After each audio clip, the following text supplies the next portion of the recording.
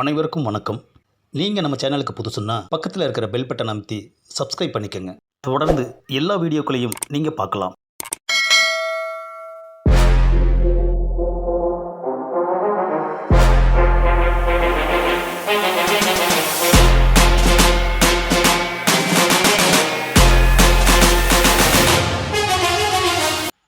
விடிந்தும் விடியாத ஓர் அதிகாலை பொழுது.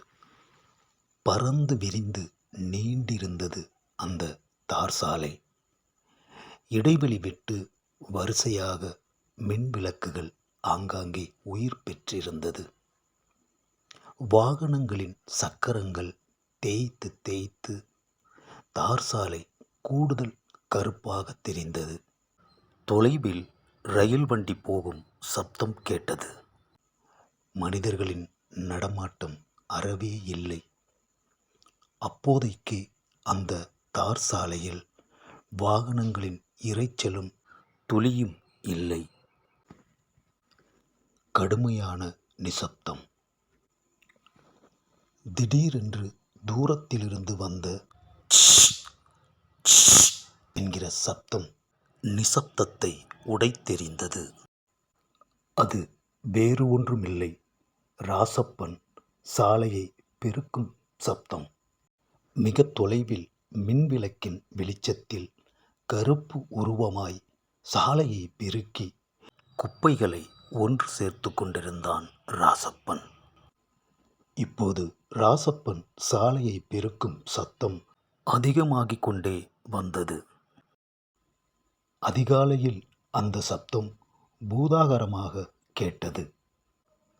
சில நிமிடங்களில் சப்தம் குறைய, காக்கி நிற சீருடையில் தலையில் கருப்பு நிற மப்ளருடன் முதுகை காண்பித்தபடி நடந்து கொண்டிருந்த ராசப்பன் வழியில் இருந்த திட்டுச்சுவற்றின் மீது அமர்ந்தான்.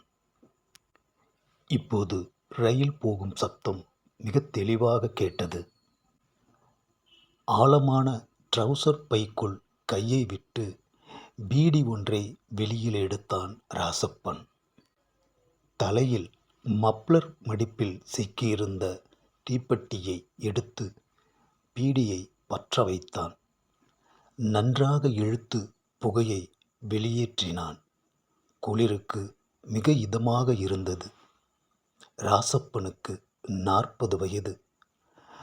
கால்வாசி தலைமுடியில் வெள்ளை நிறம், தாடியிலும் கூட கட்டையான மீசை, கழுத்தில் கருப்பு கயிறு.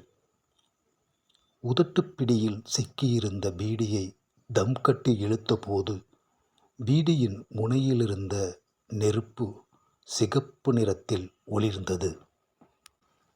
திடீரென்று வாகனம் ஒன்று பேரிரைச்சலுடன் ராசப்பனை கடந்து மின்னலாய் போய் மறைய, எனக்கென்னவென்று திட்டின் மீது அமர்ந்திருந்தான் ராசப்பன். பீடி தீர்ந்து போனது.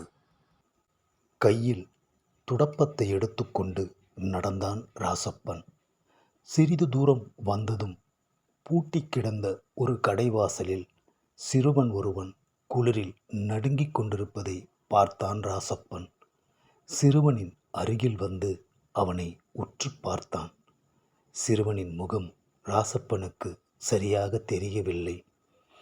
கேள்விக்குறியாய் வளைந்திருந்த சிறுவன் கைகள் இரண்டையும் தொடைக்குள் திணித்தபடி நடுங்கிக் கொண்டிருந்தான்.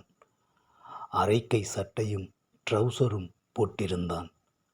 தலையில் கட்டியிருந்த மப்ளரை எடுத்து சிறுவனின் மீது ராசப்பன் போர்த்த.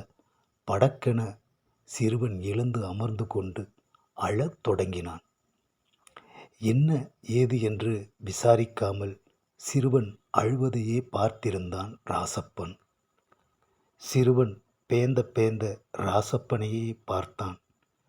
கைகள் இரண்டையும் சிறுவன் முன் நீட்டி அவனை பார்க்க சிறுவனின் அழுகை நின்றது. அவனை தூக்கி தோள் மீது உட்கார வைத்து கொண்டு துடப்பத்தை கையில் பிடித்தபடியே நடக்கத் தொடங்கினான் ராசப்பன். அதே வேளை மறுமுனையில் இறந்து போன ஈஸ்வரியின் உடலை பாடையில் சுமந்து கொண்டு கிளம்ப தயாரான வேளையில்